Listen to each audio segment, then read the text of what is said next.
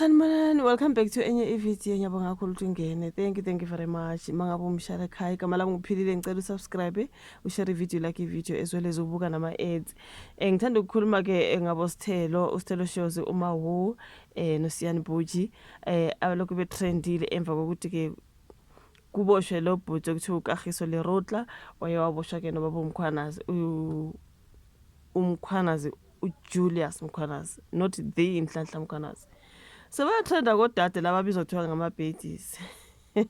Angazi kuthiwa ama-slay queens, abanye bathi slay queens, abanye bathi baddies, abanye bathi Instagram what angazi kwenzakalana, kodwa labo sisi laba nje abahleli betrenda ngokubonisa ey'nkundleni zokuxhumana ukuthi bahamba ngemoto ezinjani, okay, bagqoka kanjani, lifestyle yabo, yonke into. Uma usiyamazi uyacula guys, she is a musician. uSiyani Buji, she is a DJ. Nalokho nje okunye uYouTuber intontona. Okay, uSithelo simazi kakhulu ngo-Andile Mpisane umntana kaMamkhize owawuma wengane yakhe ehlala naye kwaba nedrama lapha sebehlukana ngoba uAndile wayesethatha ke uTamia wahlukana noSithelo kodwa umama wengane zakhe ezimbili. Simazi kakhulu ngo-Andile Mpisane kodwa ke khona manje nje naye unokutelo ke khulunywa nje ukuthi okay, hamba nalo yabhuti, hamba nalo yabhuti. Manje ukuthi emakuboshwa lo baba ukuthi uKagiso Lerotla, angazi ubaba noma ubhuti, mina ngizothi ubhuti ngoba it's not like I'm young ukuthi I can't say ubhuti, okay. Hayi badumile sisi namanje uSithelo ngibone kukhulunywa samoyisa kumbe ngathi kuthiwa u-engaged manje when it comes to some particular Zimbabwean guy. I was like, wow, okay. Ngibonile mhlambe isazoyenza ivideo mayelana nalokho when it comes to uSithelo shows. Uma wu because ugirl uyi-artist yeah. Kodwa bobathathu nje bekuthiwa ke bathi kumshintshana nje lo bhuti okuthi uKagiso Lerotla. Waphuma kuSiyani Buji waya kaSithelo, angazi waphuma kaSithelo waya kaSiyani Buji, waphuma lapho waya kamawu, whatever. Okusalayo kodwa ubablessa ngeyimali ezingasuki phansi, imoto abahamba ngazo. Shuthi nje lo bhuti mawungamdate uzohamba ngemoto ebizayo, umdate uzohamba ngemoto ebizayo. Bottom line, imali kahulumeni leyo okudlalwa ngayo nje kuloko kublesswa amantombazana. Abanye abantu okumele badepende on government behlupheka, abanye abantu imali zabo ze-tax, this is taxpayers money, into ekanjalo. Anti siyabona kutrenda nalo yawaka Eskom onomfazi naye ukuthiwa hey angazi ba-ona how many properties la eSouth Africa. Abantu bayakhala ama-taxpayers ukuthi njani, cabanga nje indaba ze-load shedding and everything nangendlela ugesi obiza ngayo. Ubusizwa kuthiwa ke lo muntu lo imali yonke, how many properties? 17. Usho ukuthi wena 17 properties ngemali yomphakathi ucanda bangakusiza abantu kuningi nje okwenzekayo. Hayi guys, ukuthi corruption is just too much. So bangondaba mlonyeni nje uSiyani Buji, uSithelo nabo mawu salokhu kukhulunywa abantu balokhu bebabazi ukuthi sihlupheka kangaka kanti corruption kune load shedding. Ongawukuthi kahle kahle umusu uthi uyalibulalela isiso udaba lalo yabhuti wemali yogesi. Kusho ukuthi kahle kahle kumele ukuthi eMzansi kuba ayikho into ye load shedding. Kube ubengazithathela izimali kanje ezidlela ezithengela ama-properties, ethengela ama-girlfriend or unkosikazi wakhe, angazi bahamba ngemoto ezibizayo. Cabanga nje 17 properties and all that. What else do they own? What else do they have? Wena uhlala eminyameni la elokishini, ugesi awukho iviki lonke, ugesi ngewinter ugesi awukho inyanga yonke, something like that. Bese uzwa kuthiwa that particular man osebenza ka-Eskom njengoba ugesi uhlupha kanje unama-properties ayi-17 unalokhu nalokhu kuthiwa ke isebeye basiza or bafreeze sabe. Okusho ukuthi kune-corruption, kusho ukuthi wayelokhu edlala ngemali nje okwakufanele ukuthi kube ithengela abantu ugesi ukuze abantu nabo bezokwazi ukuthenga ugesi. You know what I'm saying? So that's why maybe ugesi ubiza kanje. Ngoba ugesi usuyashoda, usushoda nje kanje ukhoza ukuthi ugesi ubize.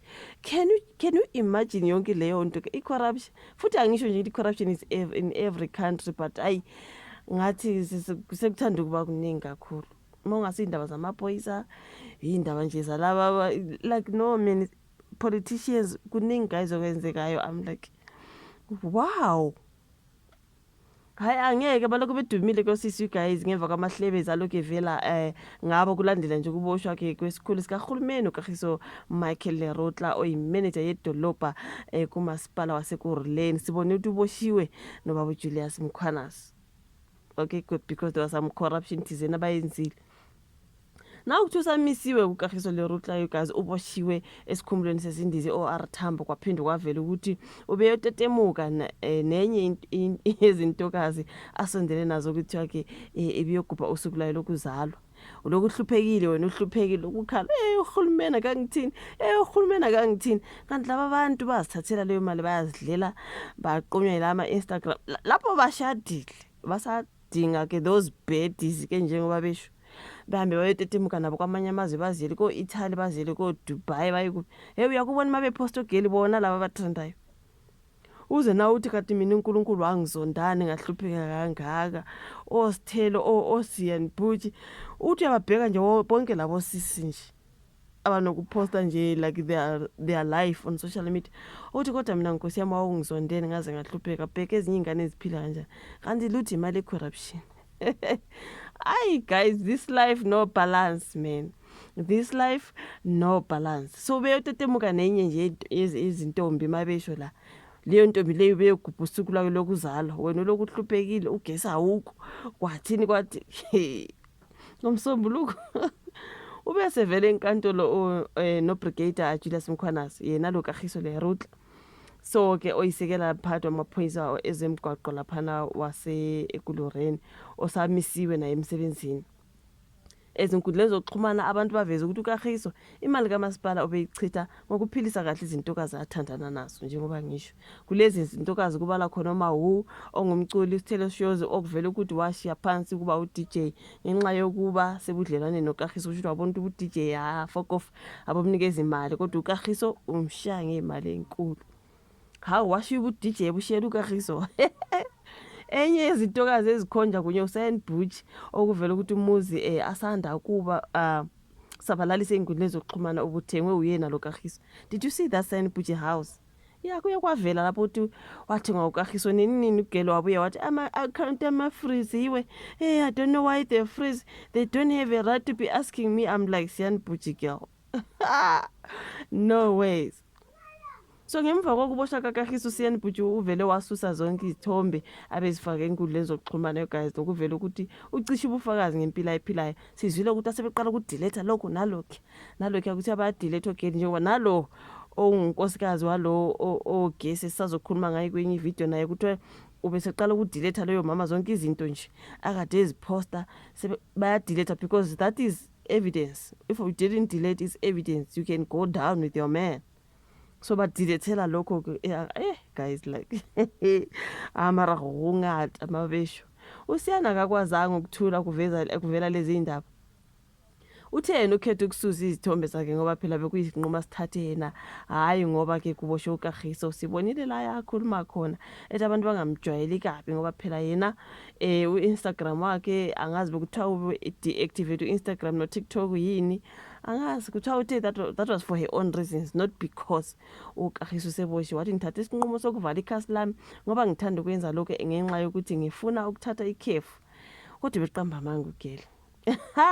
Ngakujabulela ukuthi abantu bayeke ukukhuluma izinto ezingekho ngabe inkundleni zokuxhumana uyasipostela girl when uposta yonke into even if it's not necessary for you to post you just like to show off angithi amadoda la amnikeza imali azazo show off uposta yonke into kuSiyan Butchi so bazokhuluma kabantu girl ngoba ubapostela because if you post anything on social media upostela thina ukuthi sizokwazi ukucomment girl bese sisho imbono yethu you know what I mean so you cannot tell people what to say because you posted for them now let them comment right uthi angakujabulela ukuthi abantu bangakhuluma into ezingekho uthi ngicela ningangixhumanisi nabantu engingahlangani nabo kodwa ijaha lakhe bese ngithula isikhathi ezingangonyaka nilokhu nikhuluma ningihlanganisa nabesilisa basevenda nabaseZimbabwe nemishado engingayazi nithi ngiyingxenye yayo ngikuthandi lokho enikwenzayo ngusiyani loyo ngathi ngiyaphuma enkundleni zokuxhumana ngizobuya ngibuye kwenye ke yezinkulumo nogogo Sikhotheni khona ivideo yakhona uSiyane wayeveza ukuthi wake waba nokungaboni ngasolinye noSithelo ngoba ke babethathelana indoda ngike ngayimamela somewhere else leyo clip ekhuluma ukuthi hey ngathi kwakukhona nje ukuhlangahlangana noSithelo Shows kuye lo Kagiso Lerutla but bona bengekho aware kodwa ubhutini bebahlanganisa. Uthe naye wagcina ukuthi athathe indoda kaSithelo lokwenzeka bengazi bobabili izolo kuvela izindaba zokuthi ama-account asebhanga kaSayini avaliwe nathi lokho akazi yena ukuthi kudalwa yini girl Of course, they are seeing abnormal accounts. Did I say accounts? I mean amounts. Cabanga nje ube kungena 10,000, maybe 50,000, maybe 15,000. So kungena 100,000, 1 million. Ha, ke bazoku-investigate bazosola bathi hayi wena. You know what I mean? Akazibempha malini lo kagiso le rotla. Vele bazofreeze ama-accounts wakho because it's not normal. Leyo amount ayikazingenangene. Mase beqala ukubona into ezikanjalo, girl, they will freeze. Of course, it's suspicious. Duh. You know what I mean? Ayi angazi bayatrenda ko-girl, you guys. Ongakhulunywa kakhulu nguMawu. But ke uSithelo noSiyani, ayi kuningi guys. Angazi kukhulunywa ke ngabe labo sisi abatrendayo ever since kuye kwaboshwa ubani? Ubhuti kaGiso Lerotla oboshwe nobaba uJulius Mkhwanazi. Zisazovela eziningi njengoba sazokhuluma ke nalo ogesiki. Hayi sizobe sikhuluma ngayo kwenye video, faka i-notification bell yakho on. Ivideo ethi sinde kakhulu. Asibonane kwelandelayo.